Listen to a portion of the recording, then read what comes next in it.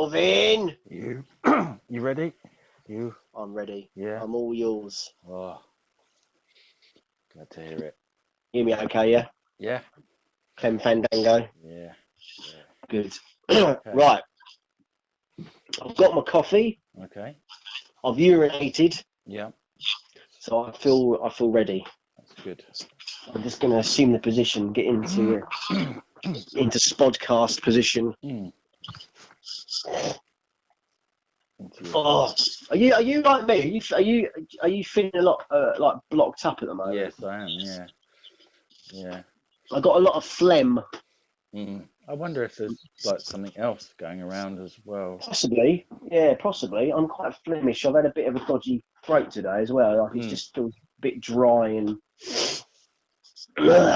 yeah, just congested basically. So apologies to anyone listening if we are clearing our throats and snorting like truffle pigs. Nothing personal. It might be personal. It's very personal. Could be. This time it's personal. To quote a movie tagline, probably. Yeah.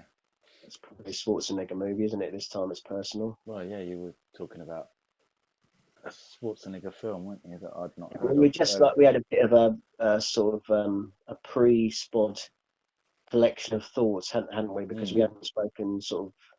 We're just got getting back into the zone, really, aren't we? But introduce what episode are we on? Is this 4 of the lockdowns podcast or I think 5 it is. now? Yeah, 4. I think. 4 or 5. Yeah. We're losing track, aren't we? Really? Yeah, I don't even know what day it is. Losing the will to live and the track. Yeah. But but anyway, welcome one and all, or probably more just the one. Yeah. But you know, whoever's listening, hello. Yeah. Hope everyone's safe out there in Spodland. Shout out to we know we've got one listener, don't we? Do we? Well, you told not us. Yeah. Oh yeah, Andy Lunn. Yeah. Shout out to Andy Lunn out there. Andy Lunn, our friend Andy Lunn, who also has indulged in podcasting in the past. Yeah. I'm trying to get him on sometime. Actually, Well, I don't know how. I was wondering if we could do it like a 3-way. That's not a sexual. Well, it can be a sexual thing, I think. No, let's just put some terrible pictures in my head of me, you, and no, I don't want to think about that. It's just reminded me also of someone posted something on Facebook today. It was like it was allegedly, who knows with all this fake news that's going around, but it was allegedly a McDonald's sign. It said you can now order 3 ways online. You can now order 3 ways online. It said, and someone put like, "Oh, that's an interesting new avenue they're ploughing." But yeah, there you go. Yeah, well, desperate measures for desperate times. As soon as they open, I'll be. You can order online apparently. Oh, okay. Yeah, you can now order 3 ways online. You can do everything online now. I think that was always the case, though, wasn't it? Probably. What 3 way? What ordering 3 ways? Websites to go to. Yeah. Well, not McDonald's. I mean. No. I mean, they're very they're very aggressive. Aggressive. Aggressive 3 ways. They're very aggressive. Well, I was trying to say that McDonald's in recent years they've tried to be progressive in their food. Oh, right, okay. I thought you were going to say an aggressive marketing campaign. You can get salad now, can't you? Oh yeah, and vegetarian options. Yeah, which are awful, by the way. I think. Are they? Don't you? Oh, the veggie burgers are. Yeah. But weren't they supposed to be doing like one of those Beyond Meat ones or something? I think that was Burger King, wasn't it? Oh, was that Burger King? Yeah. Oh, okay. I don't know if it's got over it yet. I think it was somewhere in Sweden they were doing the Beyond Meat ones. Yeah. Like KFC they're doing a veg like a. Oh, they really? That seems ridiculous considering Kentucky Fried Chicken. Well, yeah, exactly. And also, can you if you are a proper signed up like vegan, can you be really 100% sure that none of that vegan material has touched a meat product? Would you want to go into a Kentucky Fried Chicken where loads of people are eating chicken? So it's against your principles, isn't it? Yeah. Because they're chicken murderers. I guess if it's the last resort and it's that or like starvation, I guess you have to. But yeah. So yeah, they're very McDonald's are accommodating, but they're not. As far as I know, as far as we know, they're not accommodating three ways yet. No. That we know of. No, but like back to times. So maybe they. Like I say, yeah, it's crazy time. So anything's possible, I suppose. Yeah. Anyway. But we were saying, we'll try and get Andy on sometime. I don't. Can you do like? There must be like some. There's got to be an app, isn't there, or something? Mm. Or like if you go via. I mean, I think we were having problems with Dropout and sort of syncing problems, weren't we, last time when we were on? Yes, you can on there. Can't you? You can invite people on there. Yeah, like a group chat thing, but you might get delays. Mm. A bit like, it's funny because we're gonna talk about Alex Garland's new TV show that's just opened in the UK on BBC, and watching it reminded me of one of our podcasts where, because of the time differential or something that was going on weird with the broadband connection, it sounded like I was answering questions before you asked them. That's right, yeah. And there was elements of that in Devs. I thought, oh wow, that's kind of like our conversation. Like, how weird would that be if, how can I put it, in a sort of existential way, metaphysical way, it is possible actually to have a conversation where one participant answers questions before they're asked, because of the whole weird time differential that exists in the I suppose in the internet space or whatever. How weird is that, isn't it? Yeah. Obviously, when you play it back, sort of thing, it sounds like that. But even so, well, some people might say that it would sound like that anyway. I don't know. That we do answer each other's questions before we ask them. A stream of consciousness, or it's that whole thing, like cyber. It's that sort of cyberpunk novels have probably mined that idea. In novels that I haven't read. Yeah. So who was the big like of 80s cyberpunk kind of something Gibson, was it? It was Gibson, wasn't it? Yeah, he sort of created cyberpunk. What happened to him? It wasn't one of these books like made into a really bad film? With Keanu Reeves, wasn't it? It's Johnny Mnemonic, Johnny Moronic. Yeah.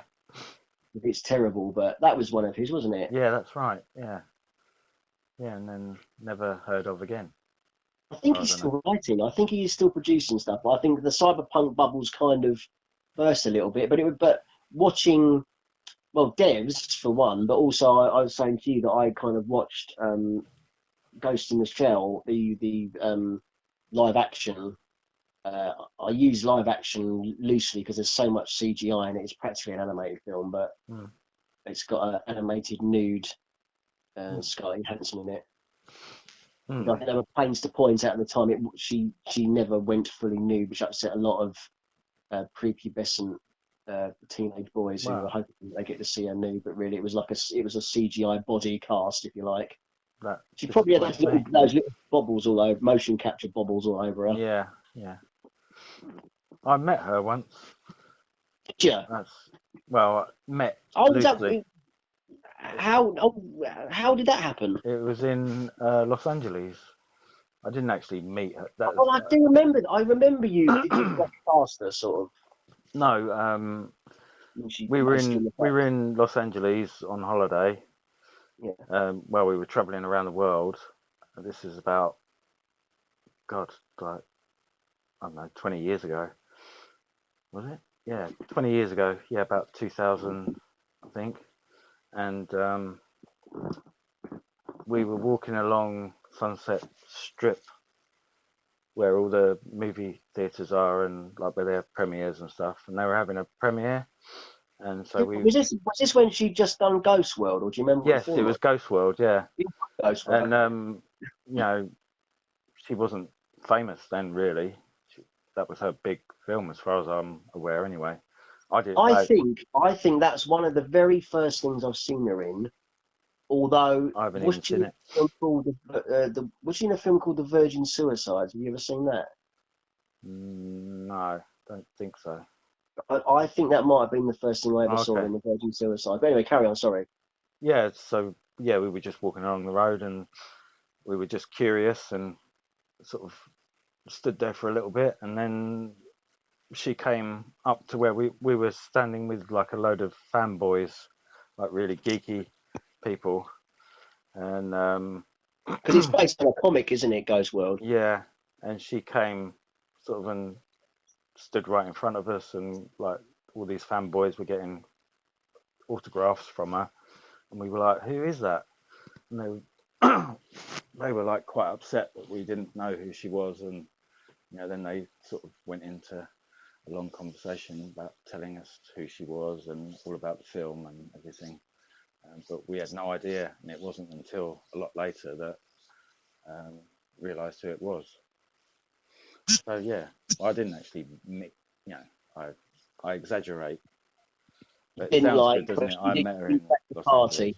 No, there was no, but she was very Of small, course, sorry, Mel. very, very small, very Is she? small. Yeah, petite. I imagine these days you probably wouldn't be able to get close enough to her. She'd have like a security Yeah, guards, like a wall of brick shit house kind of bodyguards protecting her from yeah, rabid geeks, probably. yeah, because we were quite underwhelmed at the time. William Gibson, sorry, that's the cyberpunk Yes, novelist. yeah, yeah. Anyway, that's my little anecdote. Have you seen? Did you ever see Ghost World? No. It's a good film. Oh right. No. Talking of where are they Who now? Because who was the other girl in it? that's the thing. Where is she now? she was more Thora famous. Birch. That's it. Yeah, she was more famous. I knew Yeah, who she she was because was. she done American Beauty, hadn't she? I That's it. think. Yeah, I knew who she was. Yeah, well, that's it. That's weird, isn't it? Like how the tables turn, isn't it? Really, like Hmm. who the hell said of Thora Birch? No, not casting any aspersions on her because she seemed to be a very accomplished actress, but Hmm. yeah, how you know Scarlett Johansson was a nobody, and then now is like, well, by all accounts, one of the, if not the highest paid Hmm. female actress, Yeah. in the world. And then Thora Birch sort of faded into obscurity. Hmm. She was in a film called The Hole. Have you ever seen that with Yes, I have. Who else? Who was in that? Keira Knightley, wasn't it? Oh yeah. I think that was one of her very first films that Keira Was Knightley that was a in. Brit? Was that a It's British? yeah. Yeah. Who else was? Oh, what's his name? Oh Ian, not Ian. no. No, Oh, I was the gonna say male Ian. lead. Oh, I can't remember. Yeah, it's not very good, is it? Is it? No, it was. No. It was. I can't actually really remember. It was a horror film, wasn't it? But Yeah.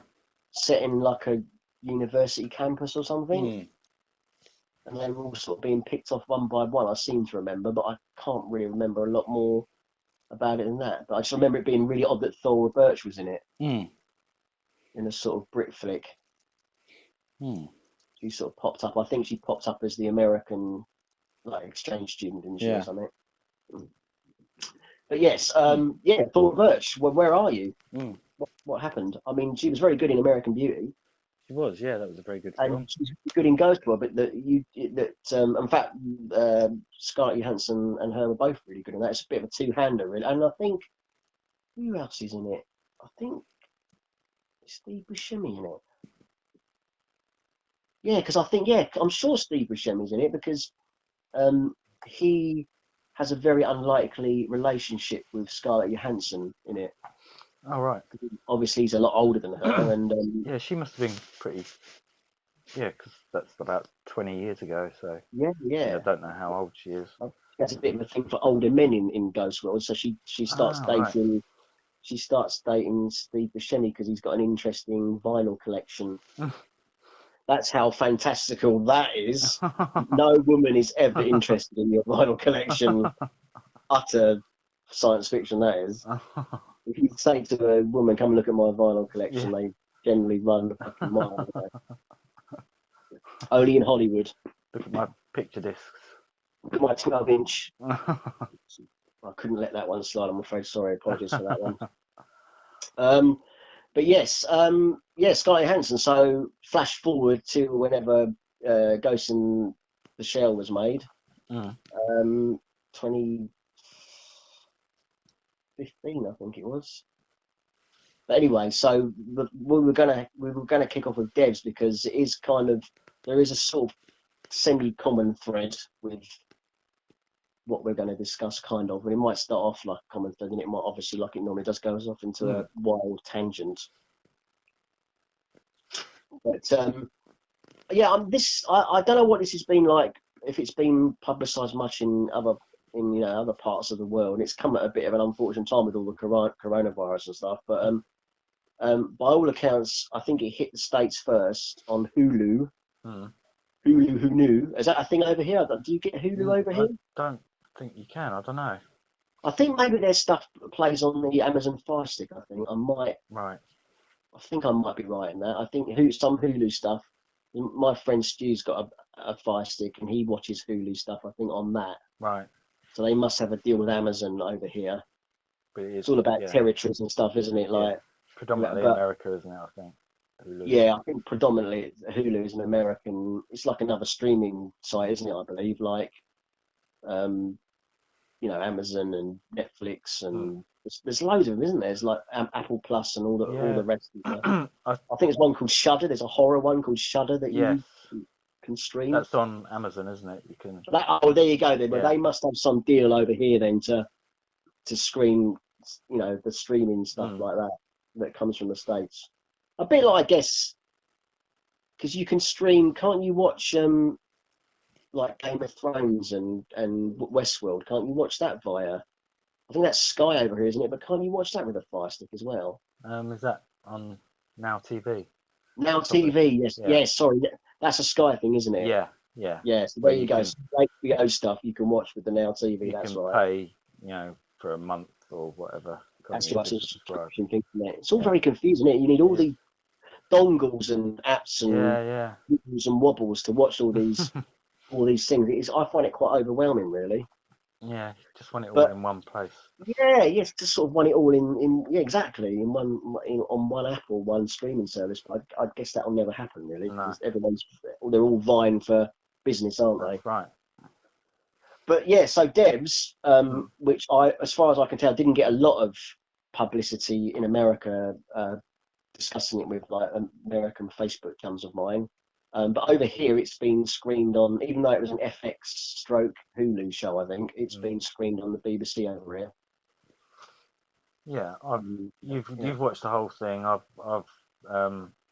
only managed one and a bit because the iPlayer was messing around. You said much of that, wasn't it? Well, I wasn't intending to binge it. I thought. Well, at first I thought it was going to be on every week anyway, a bit like Killing Eve Series 3 is going to be every Monday. I think that's already screened in the US as well. That plays it in BBC America in America, strangely, as it's called BBC America. But over here we've had to wait till it's finished its US run, and they're only playing it one episode every week, whereas devs, the whole series dropped. After episode. Is Killing Eve? It's not a UK production then. I think it's a co-production. Yeah, I think it's because it's kind of. I don't know how all the intricacies of it work, but I know BBC America, they've got their own sort of production arm, because I don't know if you ever remember. There's a series that I always raved about, and I think a few people watched it, but I was always really pushing it to people who I say, you got to watch this series. It's really interesting. That was a series called Orphan Black. I don't know if you remember that. I remember you talking about it. Yeah. Yeah, I mean that was a BBC America production, but I think some of the cash must have come from BBC World, because they've got like a global sort of production arm as well, I believe. Right. But the BBC America stuff is quite different than like the stuff that's produced over here. Or, well, maybe the thriller stuff is similar to what the native BBC stuff. The native BBC productions might produce, but stuff like Orphan Black was a bit more left field. I couldn't really imagine that screening on the Beeb over here. Maybe that's what they thought. It's a bit more of a risky proposition, so they test it in America first, where there's more of an appetite for that sort of stuff. Yeah, nice. Because that was a bit cyberpunky kind of. That had a bit of a flavour, cyberpunk flavour to it. Orphan Black. I But suppose that's they figure that sorry, sort of thing might go down better in America, like, yeah. it's a I mean, bigger market. I think it was a cult. It was culty over here. Oh, yeah, so I think it's pretty much cult everywhere. But it got a lot of good um, coverage for the actress. I can't think of her name now, but she played multiple roles. Well, a bit like the girl in Killing Eve, really. I suppose there's a similarity there because the main actress, she puts on all various different accents and Right. she plays different sort of, she's disguised as different people. Mm. She's like a hit woman, isn't she? So she has to pretend to be different Again, characters and I have stuff. to admit, I've Killing Eve has passed me by. Yeah, it's good. It's I worth might watching. have to catch up on that. It's up to series 3 at the moment. Series, I think we talked about this in the last podcast, so I won't go on about it again. But I thought series 2 was weaker, but the opener of series 3 was pretty good actually, and series 1 was really good. So that's that's definitely worth watching. Yeah. But that's a BBC America production. It's got a lot of Brit actors in it though, because it's half of it's set over here as well, and Okay. and it's sort of, it spans the world. It's a bit of a James Bond, as in it's worldwide. They all go to different exotic locations and all these. And isn't there? Were you? Sorry, you were saying that there's a link with the actress in that and Scarlett Johansson leading it back. Oh yes, yeah, because I believe they're going to be in Black Widow together. Yeah. But because that's we did mention that last time, didn't we? Like on the spot. I need to check that. I need to fact check that because I don't want us to be accused of sending out fake news. fake news. No. So let's have a look while we're talking. But I think that film, I think Black Widow is going to be. What was I reading today about delays in films? Just before the lockdown, there was that Ned Kelly film that was going to come out. All right. Yeah. And they were talking about that today because basically they stopped it. They just basically thought there's no point promoting it because no one's going to be able to watch it. So all the promotion side of it was all kind of, shut up shop and everything. But they're gonna hopefully when this is all finished, they're gonna resume publicity and then give it a better chance of being seen. I guess was the idea. I guess there's going to be a lot of productions in the same situation. Exactly. Yeah. Well, that's we still don't know in the UK sort of what the situation is going to be. When things are going to start opening up. There was reports, wasn't there? I don't know if you saw in the news today. There was a report in the Sunday Times that things were possibly going to start opening up again on the 11th of May, but Michael Gove has squashed that hope now. He said that, oh yes, I saw that. Yeah, cinemas and public places are going to be the last to open, aren't they? Like pubs and stuff, I guess. I've just got to make a disclaimer there. I have been guilty of spreading fake news. Sorry. Right. Whoever's in Killing Eve is not in it. It's Florence Pugh, who I knew was in it, but it's Rachel Weisz, Florence Pugh. Ray Winston as well, apparently. Oh right. Oh blimey. Wow. God. There you go. Yeah. Is that already been filmed, or that's just? I'm pretty sure because I think that was gonna be originally that was supposed to be out in, I think, May. Right. So yeah, I think that's now been set for like a November release, I believe. I mean, they spent a lot of buck on that. They don't want to risk that. Disney don't want to risk that being released and no one going to see it, do they? So it's going to be when it does finally open, there's going to be a real glut of stuff, isn't there? Or they're going to do it for a little while, or they'll have to stagger it because they'll be playing catch up, won't they? Well, I suppose productions there's going to be a lot of delay to stuff that like either had just started shooting or was midway through shooting, and those things still need to be, finished shooting and post production, don't they? So they might stagger stuff to, fill in the gaps until these other productions are ready to be released, I guess. So because nothing's being done at the moment, is it, in the film industry? No. So the only thing they've got to draw from is the slate of films that were finished before lockdown. So they might just stagger them more. Yeah. To wait, like you say, wait and see. But no, sorry. So she's not in it. I do apologise. It's Florence Pugh, Rachel Weisz. So as far as I know, the girl from, as far as I know, the girl in Killing Eve hasn't worked with. She's got there's no connection with her and Scarlett. That I know of, unless there is. Normally there's some connection somewhere, isn't there? Like someone's worked with someone who's worked with someone. Yeah. But yeah, back to Devs. Yeah. So Alex Garland, anyone who doesn't know who he is, I think he started off being, didn't he start being a novelist? Well, yeah, he wrote The Beach, didn't he? That's when I first became aware of him. Yeah, I think that's what he first did before screenplays, wasn't it, as far as I know? Yeah. And because he lived in Thailand for a long time apparently, and that's what his experience in Thailand is what sort of prompted the book. Yeah, I really liked the book, but when I saw the film, it didn't really compare to the. No, I'm not sure I've actually ever seen the entirety of the film, because it's Leonardo DiCaprio, isn't it? Yeah. I think that was his first big hit, wasn't it? I think you're right, because he'd done sort of indie movies before that. In Gilbert Grape, I think. Yeah. But he would, that wasn't him as the main character. The lead. No, I think that was probably. It might have been one of his. It could have been his first lead role. You're right. Yeah. I think that's where he got sort of international sort of, notice.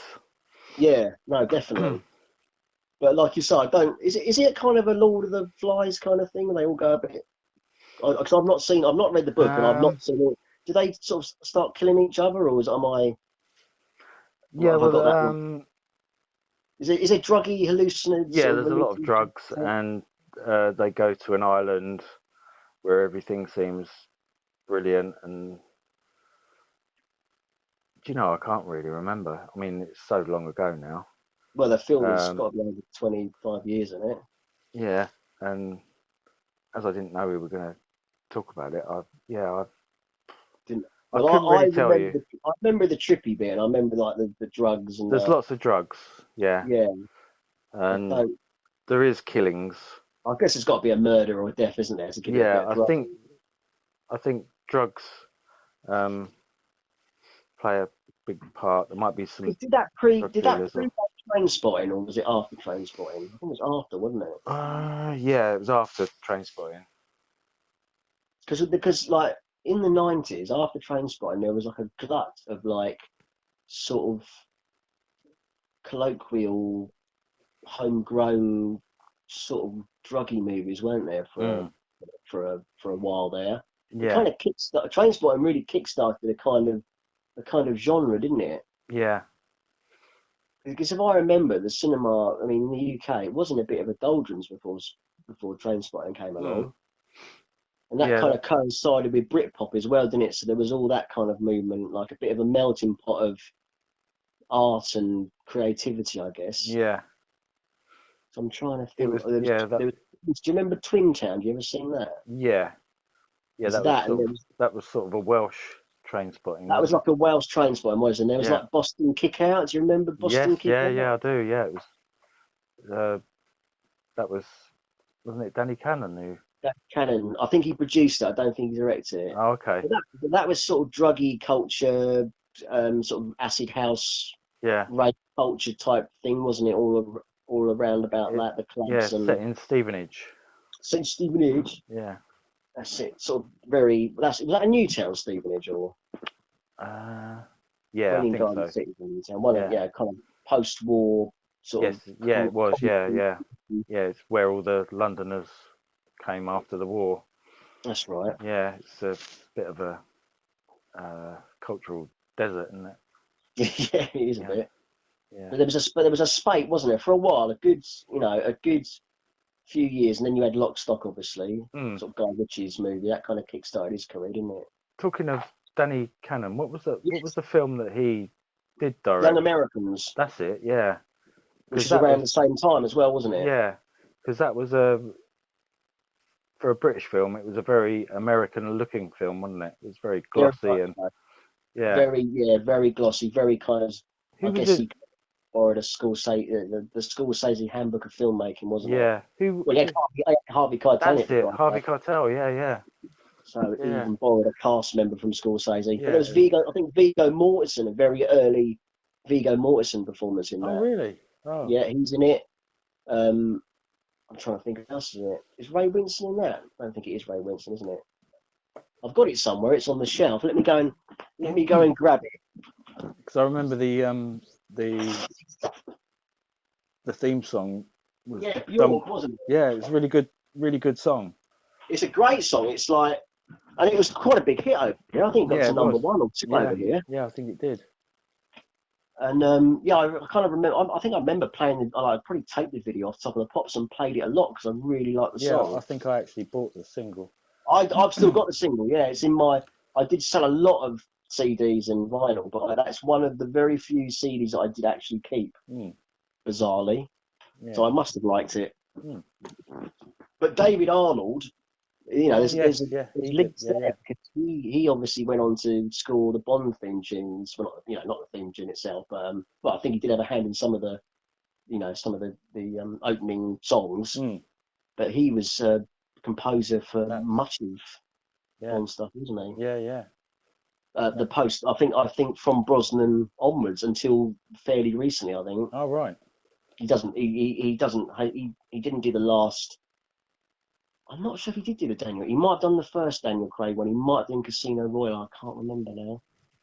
But he's not done the recent Bond things. But let's have a look. So I've got the blue. I haven't got a Blu-ray. It's a DVD. Sorry. It's Harvey Keitel, Viggo Mortensen. Oh, Thandie Newton's in it. Oh, right. That must have been an early role for her. Yeah. Ian Glenn. Oh. And of course, Keith Allen's in it as well. Who is? Sorry? Keith Allen. Oh, Keith Allen. Yeah, he's in it. It's quite. I remember that being quite. It was quite visually impressive, wasn't it? Yeah. Didn't have much substance. No, it was a bit on the shallow side, but that obviously famously got Danny Cannon the gig, the Judge Dredd Stallone movie gig. That's what got him the gig because the producer saw that and said, this kid's got potential. And he was, by all accounts, a fan of the comics, so they gave him a big budget movie, which was a bit of a risk, but obviously history. History says it all about that film, doesn't it? Really, the Stallone movie. But I was reading up on some of the potential directors they wanted for that film, and it's really interesting. You think like in again, here we go. We're going to talk about devs, which there is a nice segue into that. But in a parallel universe, hint, hint, what could have been? Because there was like a short list of directors that the producers wanted for Judge Dredd, the 1995 movie. For those who wonder what we're talking about, based on the famous British comic book character. They had David Fincher was on the list. Oh, right. Tony Scott, who would have been a really interesting choice. Who was another sort of name that you thought could have done something really interesting with material? I can't think of it off the top of my head. But that's two of the the more credible, I guess, potential directors. I mean, I know Fincher was still. I think he'd just done Alien 3. Fincher. Right. So I mean, that was a very troubled production, wasn't it? Alien 3 by all accounts. I love Alien 3. I did. I like it. It gets a lot of flack from the fanboys because, and I kind of understand why, because it killed off Newt and Hicks, but I thought that was quite a brave move, really. It kind of sets you up for the dark ride that it's going to be. Yeah, it is flawed. Oh no question about that. But I don't know. flaws come from the fact that they were still writing the script when it was being filmed, I think. Yeah. But that, talking about films that could have been totally different, who was it who was going to direct that, and he had some crazy idea about Vincent Ward, wasn't it? A wooden spaceship. Yeah, Vincent. I think he's Australian or New Zealand. Vincent Ward was gonna. Yeah, he had a wooden. It was a wooden planet, wasn't it? That's it. Yeah, a wooden, and I think they kept It was like a monastic. That's it. Yeah, monks and things. Monks. Yeah. They kept There's a sort of. They are sort of monastic group on the. They turned it into a prison planet in the end, didn't they? But they were kind of like. They were sort of monastic, weren't they? In that they were. Yes, they were quite sort of religious, weren't they? In a way. They'd taken an oaths of celibacy and stuff, hadn't they? Yeah. But yeah, I mean that would have been even more wilder, wouldn't it? Have a wood planet. Yeah. Yeah, but they didn't go for that. They didn't go for that. I think he's still got a co-writer credit, Vincent Ward, on the movie, or story by, I think maybe story by Vincent Ward, but by the time the screenplay got mangled in by loads of other well, there you go. There's another 6 degrees of separation. I think even William Gibson had a hand in one of the scripts at one point. I think he might even get a screenplay credit in there somewhere. Because his script for Alien 3 recently got a this is a thing now as well, like talking of alternate movies, a lot of well, I'm trying to think. I think it's Dark Horse Comics and maybe the other comic manufacturers, Boom, but they've taken the ideas of we're gonna publish the alternate scripts for these movies. Right. So obviously they're never going to be seen in the movie in a cinema, but perhaps people want to know what they may have been like if they had ever come to fruition. So I think I'm sure William Gibson did he might have done an early draft for RoboCop 3. So that was released as a comic book, William Gibson's RoboCop 3. I think more recently there was George Lucas's original early draft of Star Wars that came out as a comic book. Right. So like Han Solo wasn't called Han. I think he was called Dark Star Killer or something. Right. They had early draft names of characters. Luke wasn't called Luke, and perhaps he was Luke Starkiller. I think Han was like an alien. He wasn't a dashing Harrison Ford. Right. He was like some bug-eyed monster with big ears. So that's a thing. And then recently, William Gibson's Alien 3 was turned into a comic, which is totally different than Vincent Ward's version, because I have read this one. It's like more of a Cold War kind of parable where you've got Hicks and Newt are alive, and they're basically the Russians, I believe, were like they're not called the Russians. They're called something like the Confederacy of, I don't know, Russia or the United Soviets, whatever. But they want to get the alien for their sort of for their military program. Right. So you've basically got Newt and Hicks and Ripley fighting evil space Ruskies, basically. That's effectively what it is. And I suppose whenever that was, I suppose in the late 80s, early 90s, that was still a thing, wasn't it? The Cold War. Yeah. So it still probably seemed like a good idea. Let's have space Ruskies. Maybe that's what Trump's worried about with Space Force, isn't it? Yeah. We're going to get bloody space Ruskies. So we need a Space Force to combat that. Well, yeah. So maybe he's read that comic and said, "Hey guys, this could happen." Well, I wonder where he does get a lot of his ideas from. Yeah. Yeah, exactly. Because it's not from reality. Yeah. That's it. So yeah. Anyway, that's a thing, and obviously the lockdown has also scuppered a lot of basically all the big comic publishers, DC, Marvel. They've all had to close up shop as well with coronavirus. But thumbs up to Stalwarts 2000 AD. They're still publishing. They're still going. They're still publishing on a weekly basis. Nothing's going to stop old Tharg. Oh, that's good. That's been keeping me relatively sane reading Yeah. 2000 AD every week, to be honest with you. Mm. That's a bit of a lifeline. I've been, it's been keeping me going. But yes, what was going to come out was the what's his name? The guy who wrote Alien. He also wrote Dark Star. Oh God, it's really annoying me now. I only watched a documentary about him the other day. It's really interesting. I can't think of his name. My God. Anyway, his early draft of Alien, that's been turned into a comic book as well. Oh, right. So it will differ. In fact, I don't think Ripley's a woman in that. I think because she wasn't written as a man. She wasn't written as a woman, was she? In the script, she was written just as. Yeah. Well, I think they assumed they were all going to be male, the characters. I think maybe Ridley Scott pushed for Ripley being female. Was very powerful female character. Well, can you imagine that? I mean, well, there you go. There's an alternate thing. You imagine, sometimes too many cooks do spoil the broth, and you get.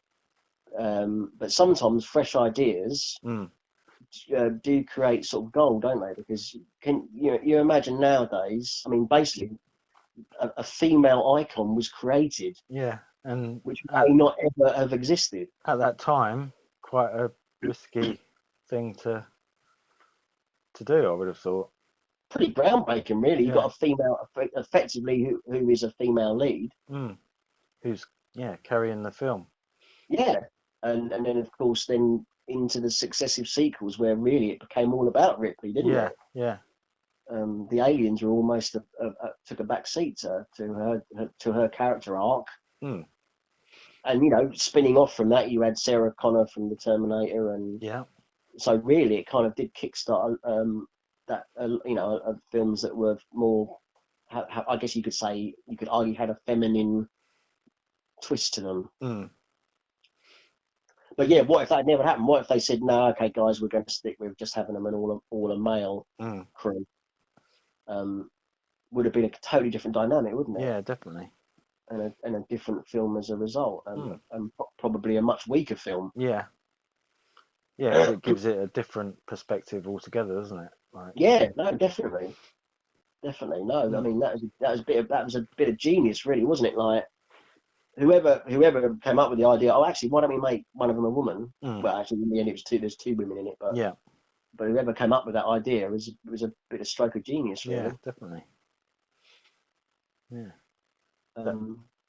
Anyway, do you want to get back to Devs? Anyway, sorry, yes. So roundabout fashion, because Devs, while we're talking about William Gibson, I would say Devs has a bit of cyberpunk sort of mentality to it. It's about technology, isn't it, and how it impacts on how it could impact on humanity, and how it is impacting right now, really. Yeah. But obviously, this is a projected possible future, it's science fiction. So,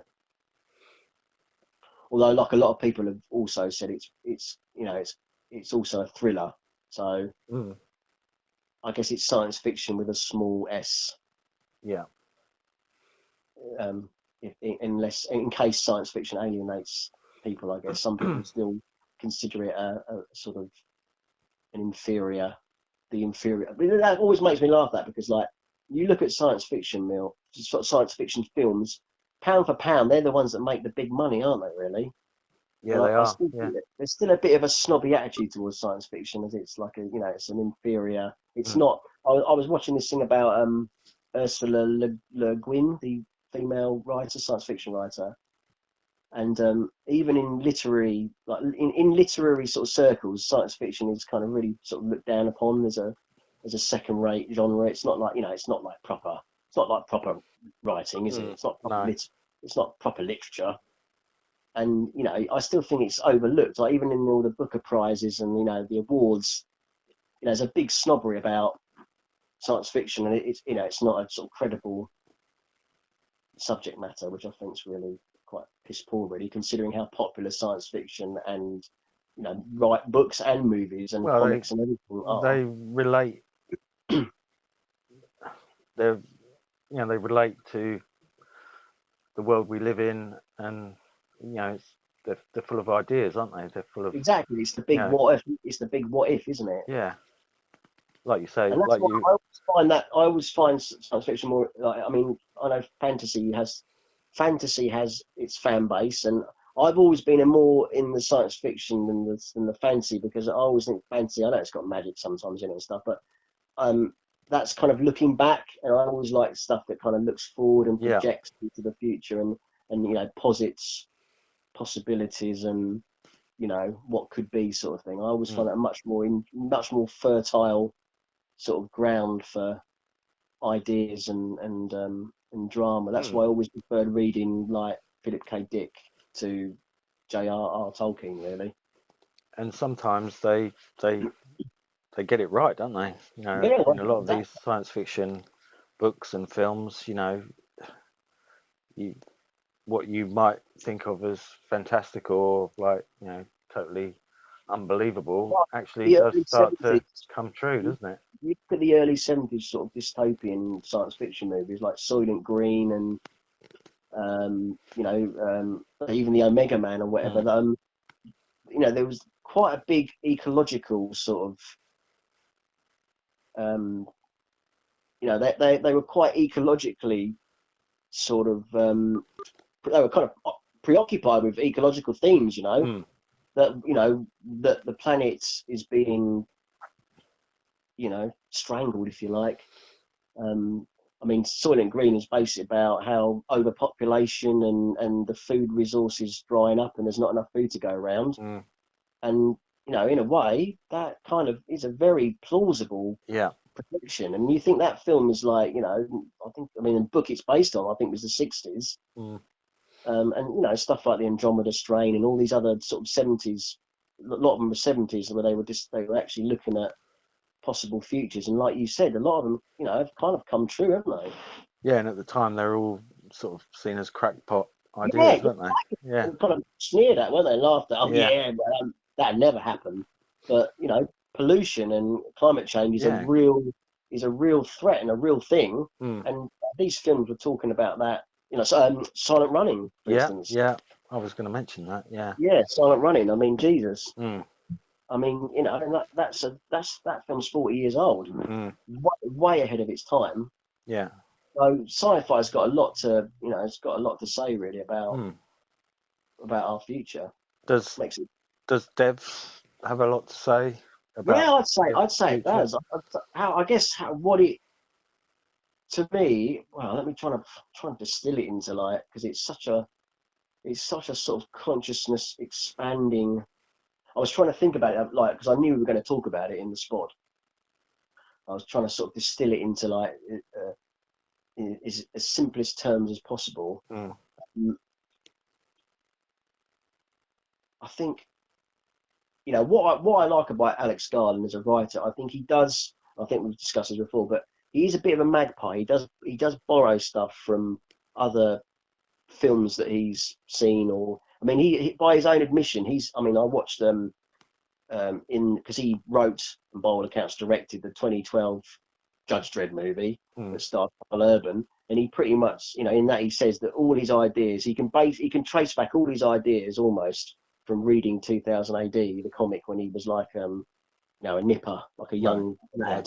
He used to read it as a kid, and all those kind of this dystopic ideas of sort of through osmosis have filtered into his brain. So he said pretty much everything he's ever done has been inspired by that comic. Right. And I suppose in devs, I can imagine that being a story in one of the 2000 AD comics. To be honest with you, a more adult perhaps version. But yeah, I guess it's about, for me.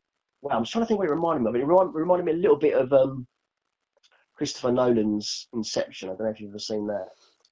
Yes, I have. Yeah. Sort of like, and there's bits of Philip K. Dick in there as well, with what's reality and if you've created a fantasy or a simulation in the case of devs that is so real, it could be as real as reality. Yeah.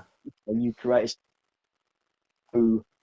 is indistinguishable from reality, basically. So if you've got something that is indistinguishable from reality, then in a sense it is reality. Yeah.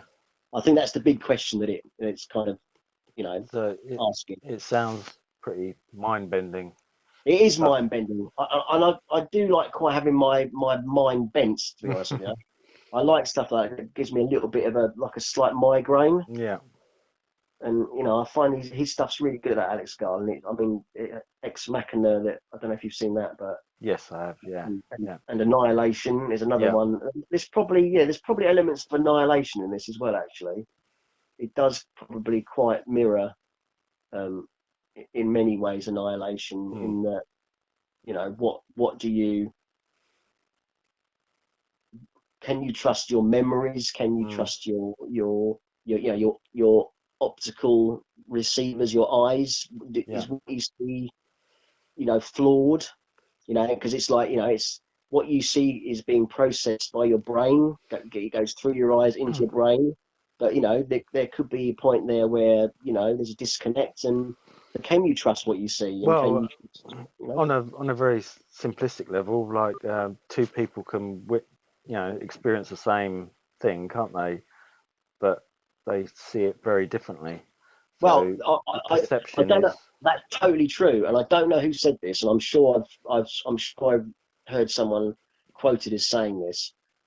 Probably a science fiction writer again. It might have been Philip K. Dick, but basically there is no one. There is no one reality. No, it's quite individual. Like you just said then. Yeah, exactly. There's like, for as many people there is on the planet, however many billions that is, that's how many realities there are. Yeah. We can have common experiences and yes, exactly. things, but your perception of that experience could differ from someone else's perception of it. Yeah. It's the same. Yeah, factually, the events are the same, but the perception of it is different. And that's to do with like the way we've been brought up.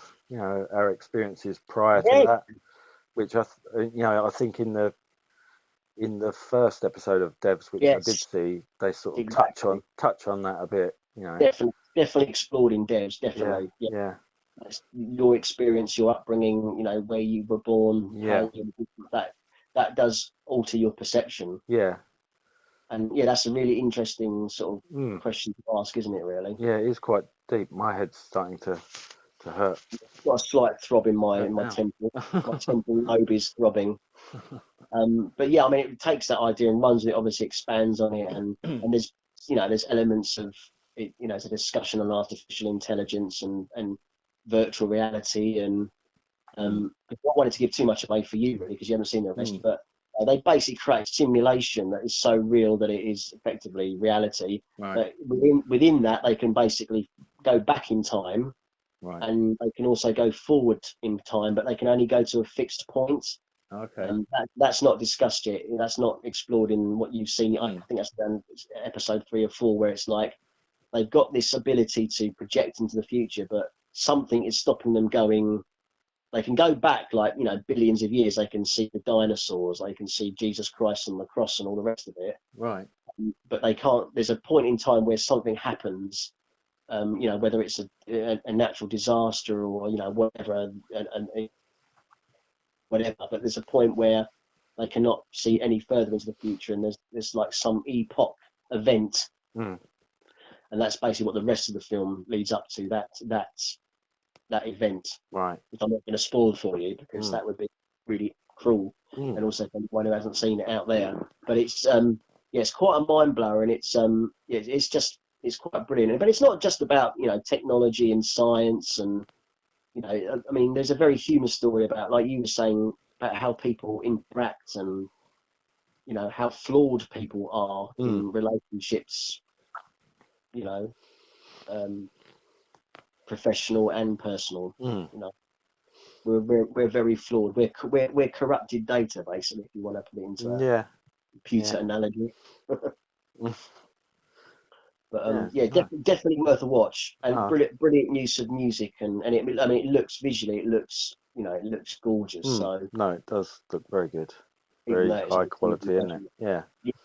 Basically, that's fundamentally it. Really, it's a high quality production. Yeah.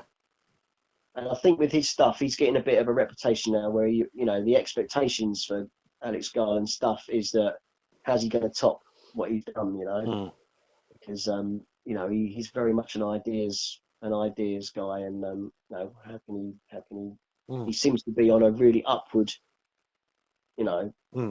some sort of thing. Well, so I'll be interested to see what he does next, basically. Yeah.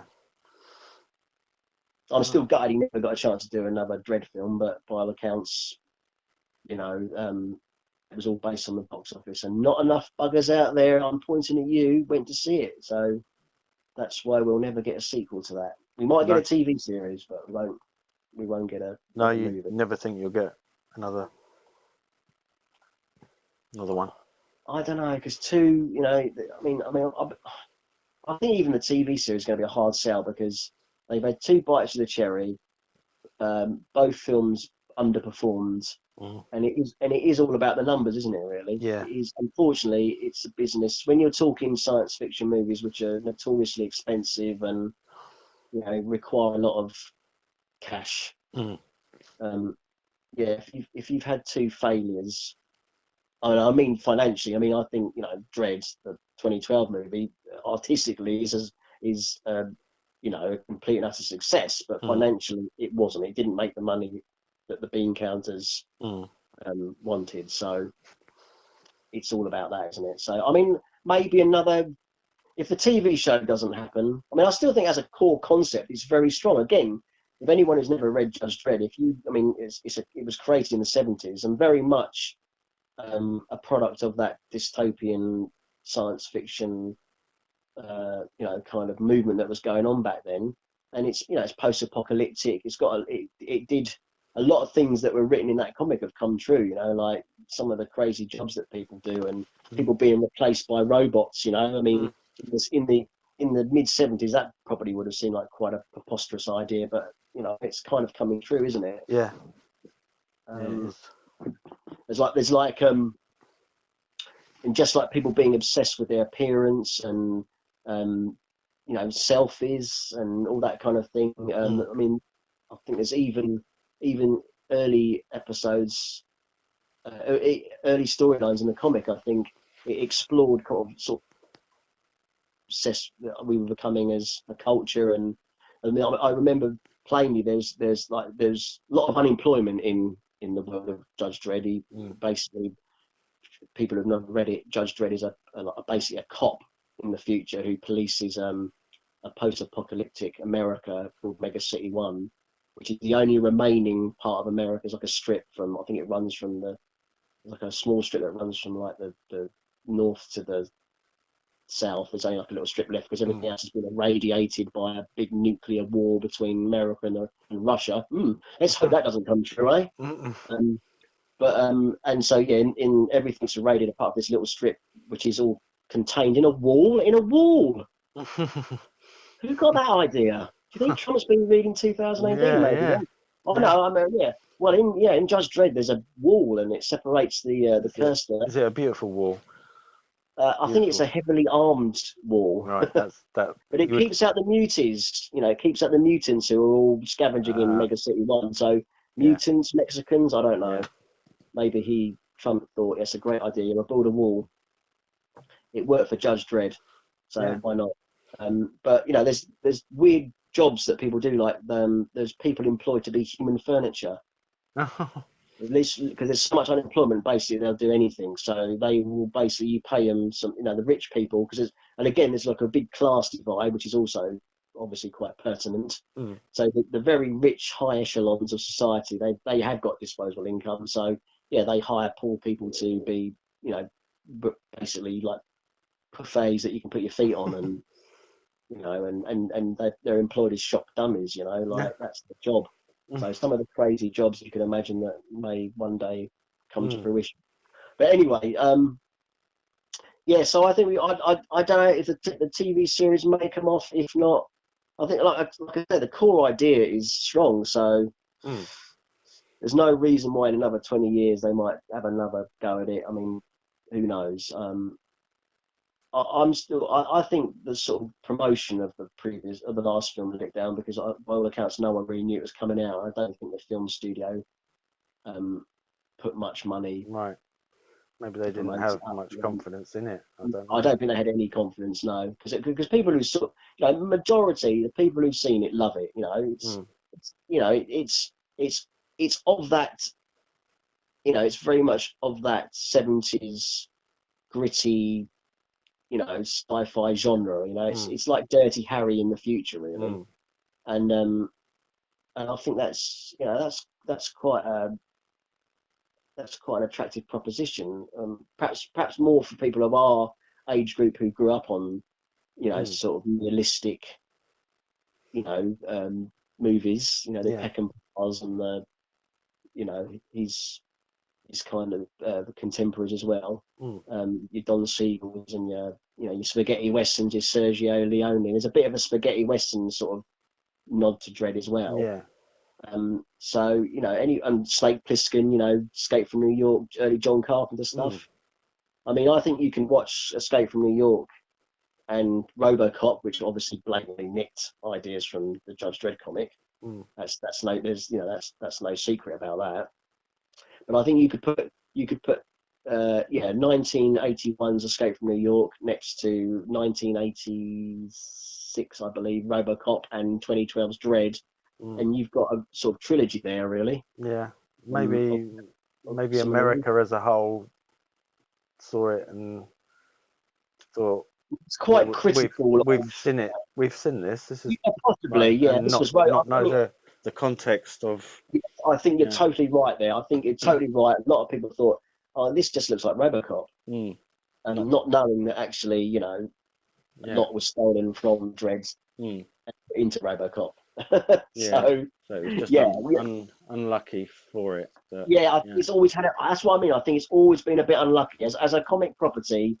You know, it was. I mean, ever since the comic came out in the 70s, I believe they were trying to make it into a movie. And I mean, I think Arnold Schwarzenegger was attached at one point. Right. And when we're going back into the 80s now, and I think it's just always been unlucky. Like you had RoboCop beat it to release, and so they couldn't go down the satire route because, you know, Judge Dredd's got a lot of satire, the comic, in it, and basically RoboCop, you know, it took all that satire and used it for its own movie, so you couldn't really produce another futuristic cop movie with satire and not have it being compared to RoboCop, could you really? No. So for the 95 film with Stallone, they had to take all that out because otherwise, people would just say, well, it's just like RoboCop. What do I want to see? I've seen RoboCop. I don't need to see the same film again. Yeah. So they had to take all the satire out, unfortunately, which is, you know, inherent in the comic. And so then it kind of ceased to be a Judge Dredd movie, really. Yeah. And in the 2012, they added a little bit more satire, but even so, it was very subtly done, not the sort of really over the top satire that's in the comic book. But I do think they nailed the characterization of Dredd, which is always always something I wanted to see in the cinema. I mean, I think we might have talked about this on because we did a commentary, didn't we, to the film? Yeah, we did. Yeah. But, I mean, to me, you know, growing up in the 70s and reading the comic, it was like I loved Star Wars as a kid. What child from the 70s didn't go to see Star Wars and love it? But I think even more than that, as a kid in the UK, a snotty little punky urchin who grew up on comics and wham bars and too many E numbers in our soft drinks.